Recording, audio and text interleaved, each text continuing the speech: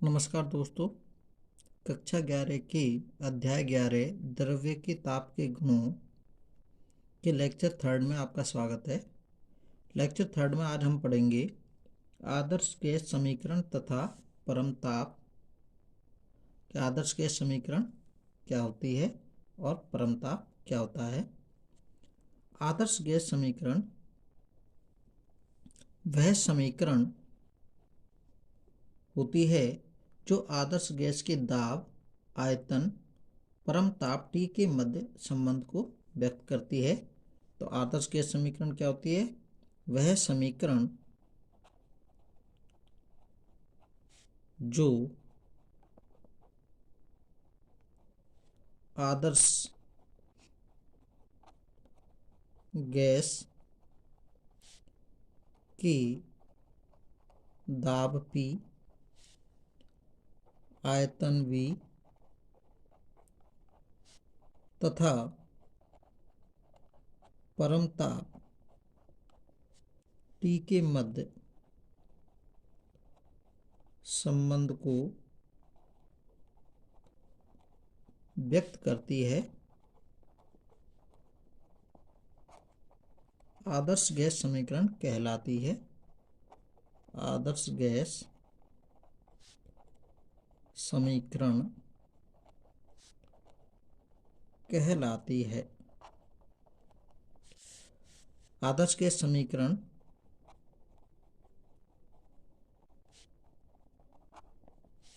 की अवस्था समीकरण या आदर्श गैस समीकरण PV बराबर nRT होती है। P दाब होता है, V आयतन, N होता है मोलों की संख्या, गैस के मोलों की संख्या, और T परमताप, R होता है गैस नियतांक।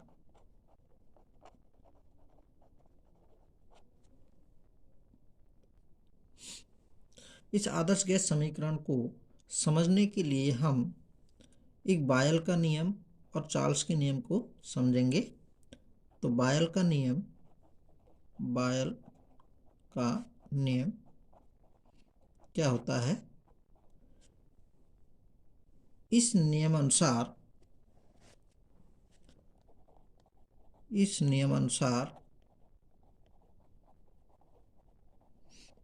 नियत ताप पर, यानी कि ताप को नियत रखें, किसी गैस का जो आयतन होता है वो आयतन उसकी दाब की व्युत्क्रमानुपाती होता है। अर्थात गैस का आयतन V और दाब P, तो 1/P, और इक्वेशन नंबर 1, और यहाँ जो ताप है वो नियत ताप T पर। इसको हम समानुपाती चिन्ह को हटाएंगे तो कांस्टेंट आएगा। तो PV, या इसको हम ऐसे भी लिख सकते हैं, PV बराबर कांस्टेंट यानी कि नियतांक।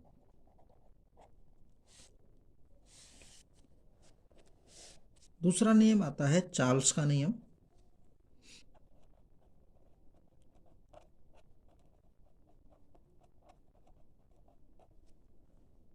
चार्ल्स का नियम कहता है कि इस नियम अनुसार नियत दाब पर किसी गैस का जो आयतन होता है वो उसके परम ताप के समानुपाती या अनुक्रमानुपाती होता है। तो चार्ल्स का नियम कहता है कि इस नियम अनुसार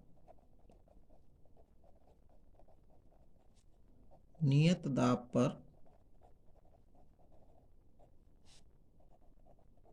पर किसी गैस का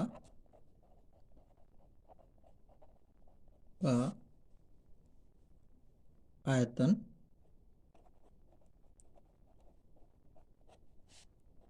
उसकी परम ताप की समानुपाती होता है, अर्थात V समानुपाती T और नियत दाब P पर।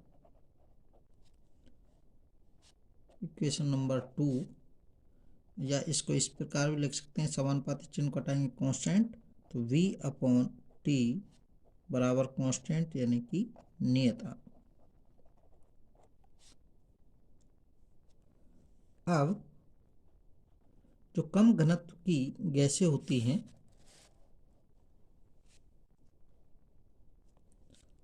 कम घनत्व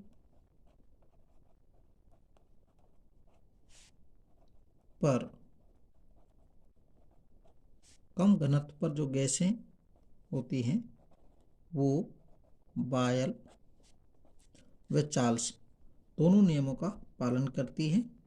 बायल तथा चार्ल्स के नियमों का पालन करती हैं। ऐसी गैसें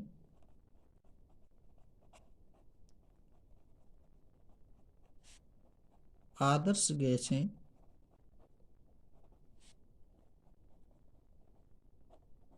कहलाती हैं, यानी कि कम घनत्व की जो गैसें होती हैं वो बायल व चार्ल्स नियमों का पालन करती हैं।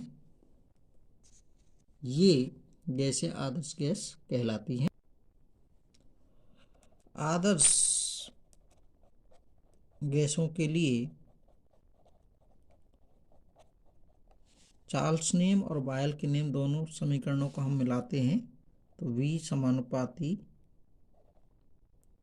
T अपॉन P आता है। V समानुपाती चिन्ह को हटाएंगे तो एक नियतांक आएगा, नियतांक T अपॉन P, जहाँ जो ये नियतांक होगा,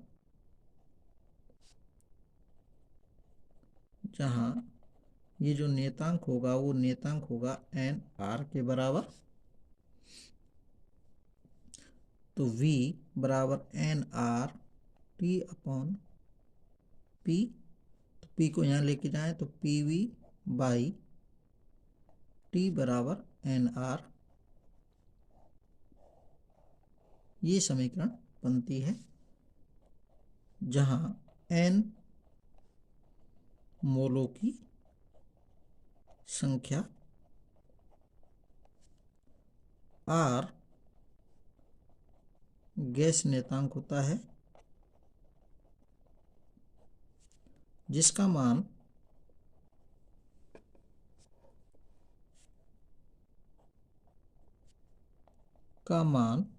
R बराबर 8.314 joule kelvin inverse mole inverse होता है। इस समीकरण को इस रूप में भी लिख सकते हैं, तो अतः आदर्श गैस की अवस्था समीकरण निम्न होगी,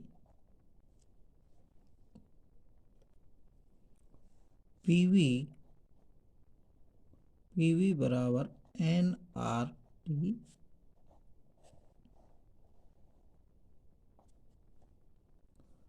ये समीकरण होगी। ये आदर्श गैस की अवस्था समीकरण कहलाती है। अभी यदि आयतन को नियत रखकर, आयतन को क्या करें, नियत रखकर किसी आदर्श गैस के दाब यानी कि कम घनत्व की गैसों के दाब व ताप के मध्य ग्राफ खींचें तो ग्राफ निम्न प्रकार का प्राप्त होता है। यदि आयतन को नियत रखकर किसी आदर्श गैस, या इनको हम कम घनत्व की गैसें, ये बोल सकते हैं गैस के दाब तथा उसके परमताप या ताप के मध्य ग्राफ खींचते हैं तो ग्राफ निम्न प्रकार का प्राप्त होता है। निम्न प्रकार का प्राप्त होता है। ये ग्राफ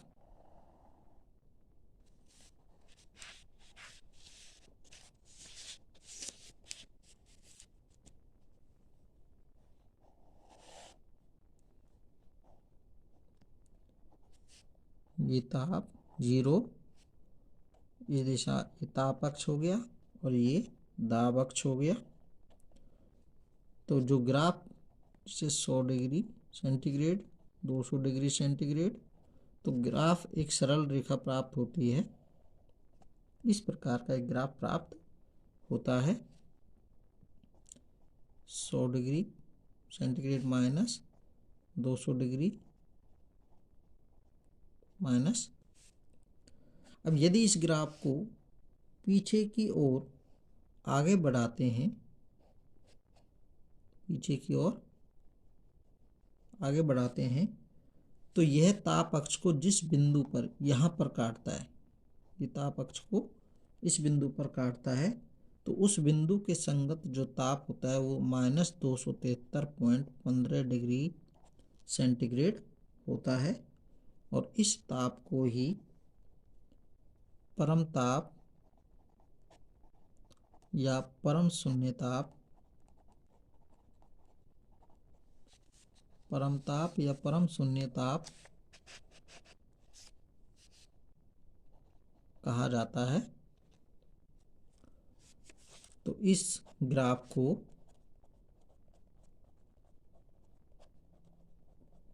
पीछे की ओर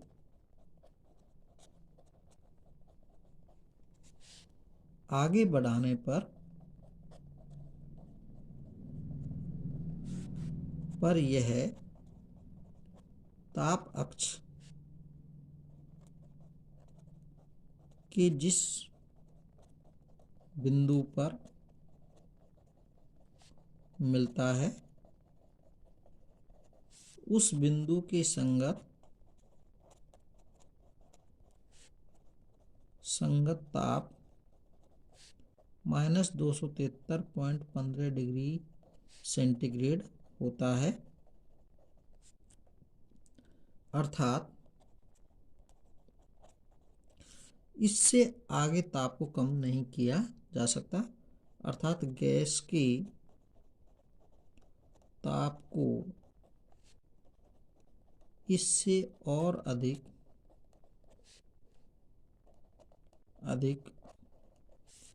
कम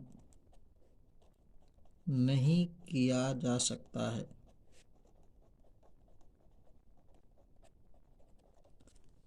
इसीलिए जो ताप होता है -273.15 डिग्री सेंटीग्रेड, इस ताप को ही परम शून्य ताप या परम ताप या 0 केल्विन ताप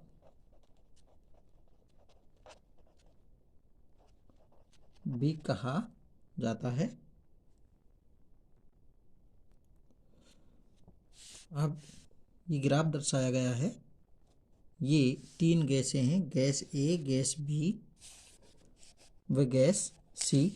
3 गैसें हैं और 3 गैसों के यानी कि आदर्श गैसें कम घनत्व की गैसें हैं और इनके दाब व ताप के मध्य ग्राफ खींचते हैं। तो ये जो ग्राफ आता है, यदि हम इनके ग्राफ को यानी कि सरल रेखाओं को पीछे की ओर आगे बढ़ाते हैं तो ये परम शून्य ताप पर जाकर एक साथ मिलती हैं। तो सभी गैसों का जो परम शून्य ताप होता है वो समान पाया जाता है, यानी कि कम घनत्व की गैसों या कम घनत्व की गैसों को आदर्श गैस भी कहते हैं। तो आदर्श गैसों के लिए दाब तथा ताप के मध्य ग्राफ खींचते हैं तो ग्राफ की जो सरल रेखाएं प्राप्त होती हैं उन सरल रेखाओं का बहिर्वेशन का मतलब होता है पीछे की ओर मिलाना, आगे बढ़ाना। और वो ताप अक्ष पर जिस बिंदु पर मिलते हैं तो एक ही बिंदु पर मिलती हैं, परम शून्य ताप वाले यानी कि परम ताप वाले बिंदु पर आकर सब मिलते हैं। तो बहिर्वेशन समान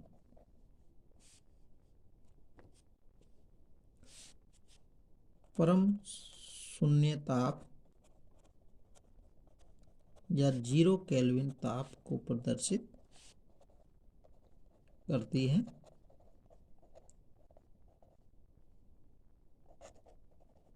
यानी कि सबका परम शून्य ताप क्या होता है, समान होता है। और ये परम शून्य ताप या परम ताप -273 -273.15 डिग्री सेंटीग्रेड या 0 केल्विन होता है। धन्यवाद। इससे अगले पार्ट में हम पढ़ेंगे पदार्थों का ऊष्मीय प्रसार। और अभी तक हमारे YouTube चैनल को सब्सक्राइब नहीं करने वाले साथी मित्रों से निवेदन है कि हमारे YouTube चैनल को सब्सक्राइब करें, जिससे आपको नवीनतम वीडियोस मिलते रहें। धन्यवाद।